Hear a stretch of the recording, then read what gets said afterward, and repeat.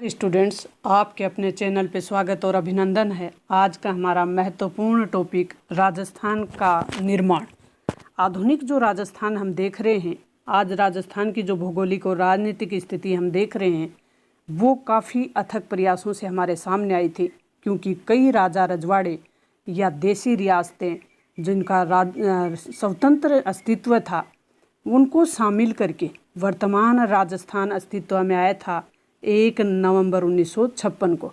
तो ये प्रक्रिया बड़ी ही कठिन थी, चुनौतीपूर्ण भी थी, क्योंकि राजा रजवाड़ों का अपना एक स्वतंत्र अस्तित्व था, उनकी एक प्रशासनिक व्यवस्था थी, उनका एक अपनी रियासतों का की कोई परंपरा रीति रिवाज थे, कुछ उनके प्रशासनिक व्यवस्था थी वो अलग थी। तो ये व्यवस्था है राजस्थान के एकीकरण की। इसकी सुगबुगाहट 1939 में, साल थी 1939, वायसराय थे तत्कालीन समय में लॉर्ड लिंथिंगो, इनके एक आदेश से शुरू होती है और अखिल भारतीय देशी राज्य परिषद के एक प्रस्ताव ने निर्णय किया कि जिन रियासतों या ठिकानों की आय है वो 50 लाख से कम है और जिनकी जनसंख्या 20 लाख से कम है, उनको अपने पड़ोसी राज्यों के साथ मिल जाना चाहिए।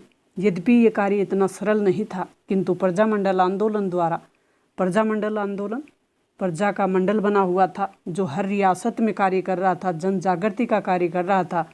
जब देश में गांधी जी स्वतंत्रता आंदोलन का नेतृत्व कर रहे थे, उस समय रियासतों में प्रजामंडल आंदोलन जन जागृति का काम कर रहे थे, और इस प्रजामंडल आंदोलन ने एकीकरण की प्रक्रिया को आगे बढ़ाया और कुछ सरल भी कर दिया। 22 मई 1946 को एक ज्ञापन द्वारा ब्रिटिश सरकार ने देशी रियासतों के एकीकरण की प्रक्रिया को शीघ्र पूर्ण करने को कहा। एकीकरण की ये प्रक्रिया जारी थी और इसी दौरान अपने देश का विभाजन भी हो जाता है और देश स्वतंत्र हो जाता है। 15 अगस्त 1947 को हमारा देश स्वतंत्र हो गया और स्वतंत्रता के पश्चात इस एकीकरण की प्रक्रिया को और तेज कर दिया जाता है और रियासतों को पृथक अस्तित्व के लिए, या कहें कि भारत सरकार का रियासती विभाग था, उसने एक निर्णय लिया कि वो ही रियासत स्वतंत्र अस्तित्व रखेंगी जिनकी आय 1 करोड़ वार्षिक हो, कम से कम जिसकी आय 1 करोड़ वार्षिक हो और जिसकी जनसंख्या है वो 10 लाख से अधिक हो। ये निर्णय कर लिया गया रियासती विभाग द्वारा, और इस मापदंड के अनुसार राजस्थान में केवल 4 रियासतें थी ऐसी, जयपुर, जोधपुर, बीकानेर, उदयपुर। ये रियासतें स्वतंत्र अस्तित्व रख सकती थी क्योंकि इनकी आय थी वो 1 करोड़ वार्षिक से अधिक थी और जनसंख्या थी वो 10 लाख से अधिक थी। ये मापदंड इन पे लागू हो रहा था, किंतु इन रियासतों की जनता राजस्थान, एकीकृत राजस्थान में मिलना चाह रही थी, तो ये कि विलय के पक्ष में थी। तो प्रजा का नेतृत्व प्रजामंडल और जो कुछ संघ बने हुए थे वो कर रहे थे।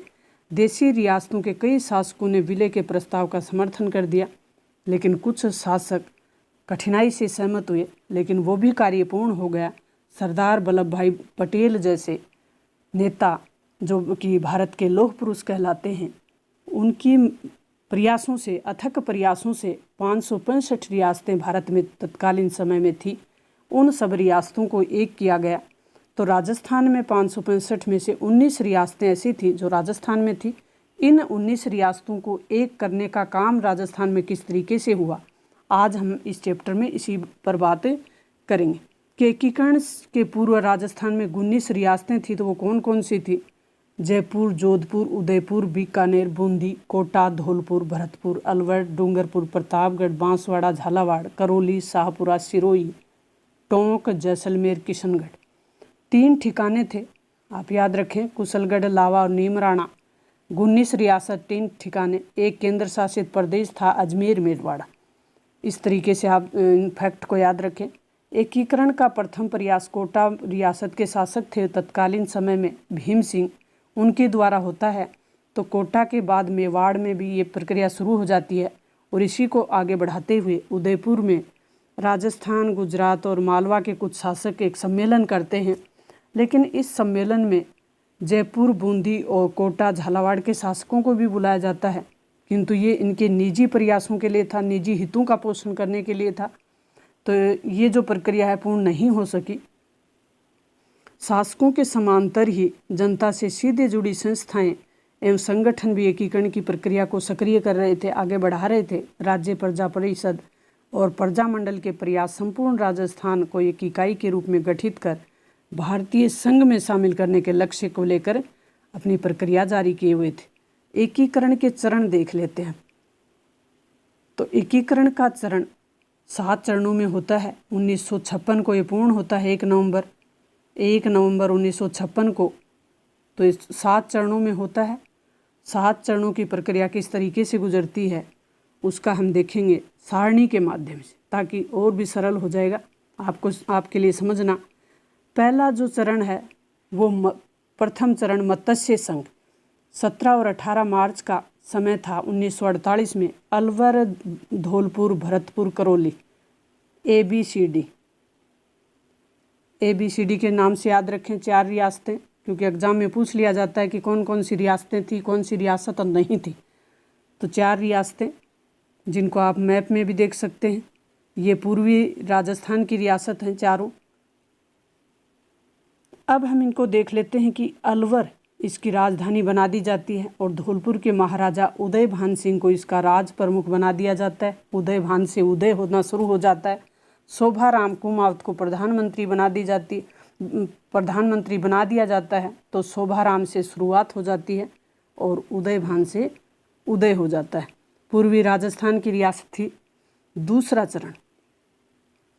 दूसरे चरण को आप मैप में देख सकते हैं। अपने जो दक्षिणी पूर्वी राजस्थान की रियासतें हैं, दूसरा चरण पूर्व राजस्थान या राजस्थान संघ कहलाता है। मार्च का ही महीना है, 7 दिन बाद, 18 मार्च के 7 दिन बाद 25 मार्च 1948 को ये शुरुआत होती है। बांसवाड़ा, कोटा, बूंदी, झालावाड़, टोंक, डूंगरपुर, प्रतापगढ़, किशनगढ़, शाहपुरा रियासतों को शामिल किया जाता है इसमें। और लावा और कुशलगढ़ 3 ठिकाने थे, जिनमें से 2 ठिकानों को इसमें दूसरे चरण में शामिल कर लिया जाता है। दूसरा चरण 2 ठिकाने, इस तरीके से आप याद रखें। द्वितीय चरण पूर्ण हुआ और कोटा को राजधानी बना दिया गया और कोटा के महाराव भीम सिंह को राज प्रमुख बना दिया और गोकुल लाल असावा को इसका प्रधानमंत्री बना दिया जाता है। नेक्स्ट हमारा चरण है वो है तीसरा, संयुक्त राजस्थान। ये साल 1948 ही है, अप्रैल का महीना है। 1 महीने बाद ये प्रक्रिया होती है तीसरे चरण की। संयुक्त राजस्थान नाम दिया जाता है संयुक्त राजस्थान। संयुक्त राजस्थान में उदयपुर, मेवाड़ का विलय कर दिया जाता है और मेवाड़ के भूपाल सिंह को राज प्रमुख और माणिकलाल वर्मा को प्रधानमंत्री नियुक्त कर दिया जाता है। और इस चरण का उद्घाटन करते हैं तत्कालीन समय में देश के प्रथम प्रधानमंत्री पंडित जवाहरलाल नेहरू। चौथा जो चरण होता है संयुक्त राजस्थान के बाद, वो चौथा चरण होता है वृद्ध राजस्थान का। तो वृद्ध राजस्थान किस प्रकार से बनता है इसको हम देख लेते हैं। ये दिन था 30 मार्च का और 1949 की साल थी। चौथा चरण संयुक्त राजस्थान में जयपुर, जोधपुर, बीकानेर, जैसलमेर, ट्रिपल जे और बी 4 बड़ी रियासतें, क्षेत्रफल में बड़ी रियासतें हैं ये चारों। इन रियासतों को 30 मार्च 1949 को शामिल कर लिया जाता है और 30 मार्च को राजस्थान दिवस मनाने की घोषणा कर दी जाती है। आप मैप में देखें, बड़ी रियासतें, क्षेत्रफल में बड़ी रियासतें हैं ये।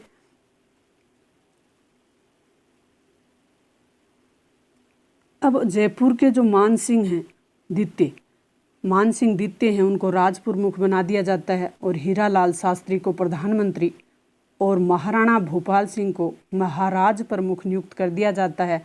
और इस चरण का उद्घाटन कर दिया जाता है सरदार वल्लभ भाई पटेल द्वारा।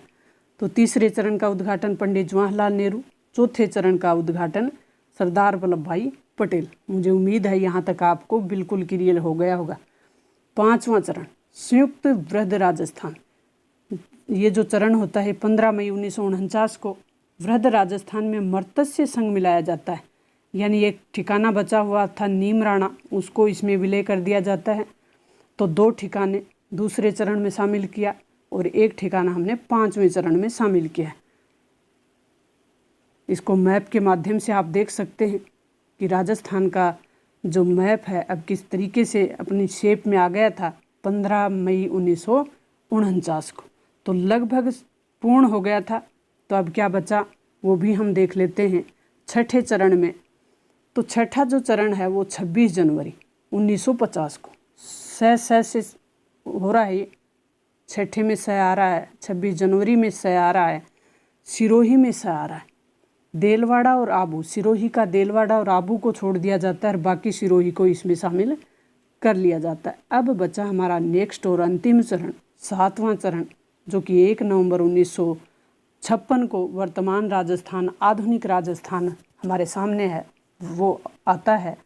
तो राजस्थान में आबू, देलवाड़ा, अजमेर, मेरवाड़ा, जो कि अजमेर मेरवाड़ा की जो केंद्र शासित प्रदेश था, मंदसौर मध्य प्रदेश के सुनेल टप्पा की विलय कर एकीकरण की जो प्रक्रिया है पूर्ण की जाती है और झालावाड़ का सिरोंज क्षेत्र मध्य प्रदेश को दे दिया जाता है।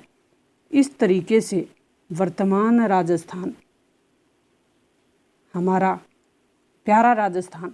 तो बच्चों, ये राजस्थान का एकीकरण हमने समझने का प्रयास किया। मुझे उम्मीद है आपको ज़रूर समझ में आया होगा। तो 30 मार्च को राजस्थान दिवस मनाया जाता है।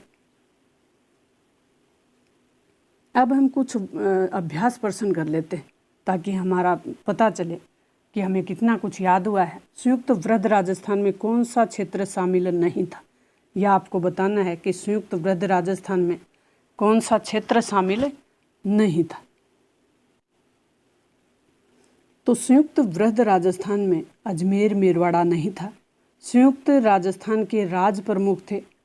तो संयुक्त राजस्थान के राज प्रमुख आपको बताना है कि कौन थे संयुक्त राजस्थान के राज प्रमुख। तो संयुक्त राजस्थान के राज प्रमुख में ऑप्शन हमें दिया हुआ है गोकुल लाल असावा, मान सिंह दित्य, भोपाल सिंह और हीरा लाल शास्त्री। तो संयुक्त राजस्थान जो तीसरा चरण है अपना, जिसमें मेवाड़ को शामिल किया जाता है, वो चरण है। तो मेवाड़ के भोपाल सिंह को इसका राज प्रमुख बना दिया जाता है। तो चलते हैं नेक्स्ट प्रश्न पे। राजस्थान एकीकरण की प्रक्रिया के प्रयासों से आगे बढ़ी। तो सरदार वल्लभ भाई पटेल के प्रयासों से आगे बढ़ी। राजस्थान दिवस मनाया जाता है 30 मार्च को। 30 मार्च को राजस्थान दिवस मनाया जाता है।